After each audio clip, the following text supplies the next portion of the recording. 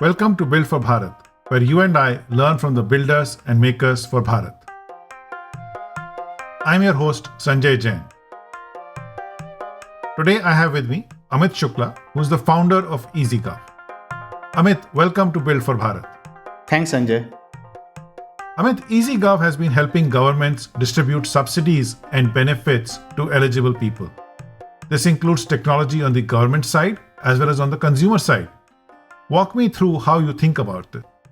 Sure. So, the fundamental problem that we solve is who is beneficiary, Labharthi kaun hai. And once we have solved that problem, then we talk about that what is the journey of a beneficiary in terms of social protection scheme. So, if to define who is a beneficiary, as per EasyGov, the person who is eligible, verified, and needy is a beneficiary. If we pick up any policy document of any social protection welfare program, what you will see, it's nothing but set of rules. Rules, those are objective in nature and subjective in nature. Objective rules like age, caste, income, gender. Subjective rules like preference will be given for a drip irrigation scheme where water table is down or the region is hilly. So those becomes a subjective rule where it is more of a preference. So what we do, we decompose a policy document into four set of a rule: eligibility rule, benefit rule, preference rule, and obligation rules.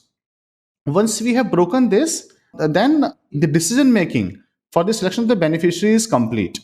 The second problem is of a data. Whatever data we are getting to satisfy these rules, who will verify this data? This understanding we have borrowed from Estonia or some other countries where they work on a one data, one source philosophy. Is this the X-road system where the citizen gives data only once to the government? Correct, sir. We have borrowed it from X-road, where, as you rightly said, the data collected at once and it is owned by the owner department only. The non-owner department does not have a right to store that data. In fact, it is a criminal offense there. So we tried to maintain the same philosophy for a data verification inside EasyGov. Once data is verified, then the person becomes eligible and verified. If the government has a sufficient money, they can deliver the in-kind benefit or a cash benefit. But if there is a limitation of a money, then we apply artificial intelligence to find a needy score. So as I have told you earlier, that in the policy there are subjective rules that preference will be given to some people. For that, we convert into a graph and we compute a needy score like a CIBIL score for the prioritization of the beneficiary. So basically, you convert a scheme into a codified set of rules which software can deliver. Talk to me a little more about the scale that you have reached so far. So right now we are having around 200,000 eligibility checks every day. Our peak was 1 million eligibility checks in a day that we did for Government of India MyGov initiative and for our private player partner for MyJio. And from an end-to-end processing point of view, the highest one that we have touched in Government of Karnataka, where we are present in the name of Suvidha, where we have delivered 43 crore worth benefit to the beneficiaries of backward class welfare department. Very exciting, Amit. You have found a way for the government to deliver social benefits in a better way. All of the digitization work that has happened around the country has then culminated to this point where the government can be much more efficient at delivering social protection to the needy. Tell me a little more about your vision and how you would like to see this space evolve. So our vision is to make social protection family-centric and progressive. What you will see in the world right now across the globe happening in social protection, it's a very tough problem to solve, right? We have seen Sri Lanka recently going down. What happens that it is very easy to start a social protection, but it is very difficult to withdraw because it becomes anti-people. So for example, I can start something like farm loan waiver, but I cannot stop it. Even if the need will end, there will be certain set of people who will be the beneficiaries, and no public government will like to take a decision that basically takes away those people. And this happens because we think from a mindset of a program centric approach. So the first fundamental problem is to having a 500 welfare programs in the country. Ideally, every family need only four things: health, housing, education, and food from a social protection point of view.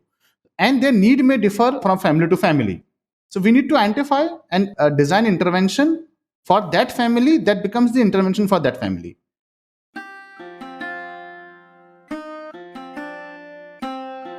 What do I mean by progressive?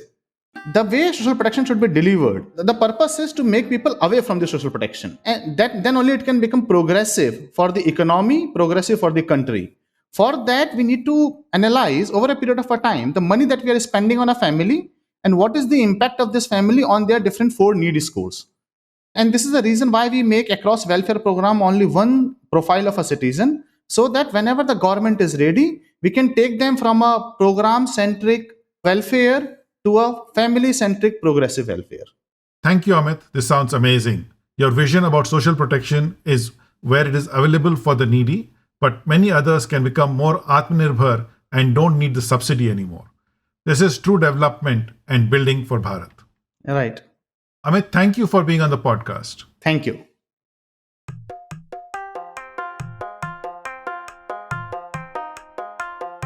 Thank you for tuning in. This has been another episode of Build for Bharat, where we feature bite-sized discussions with the architects who are building India's inclusive digital future.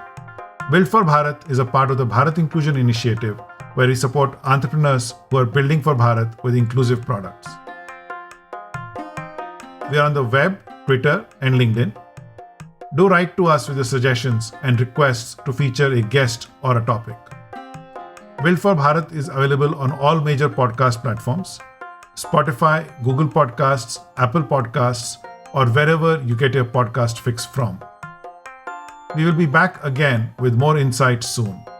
Subscribe now to never miss an episode.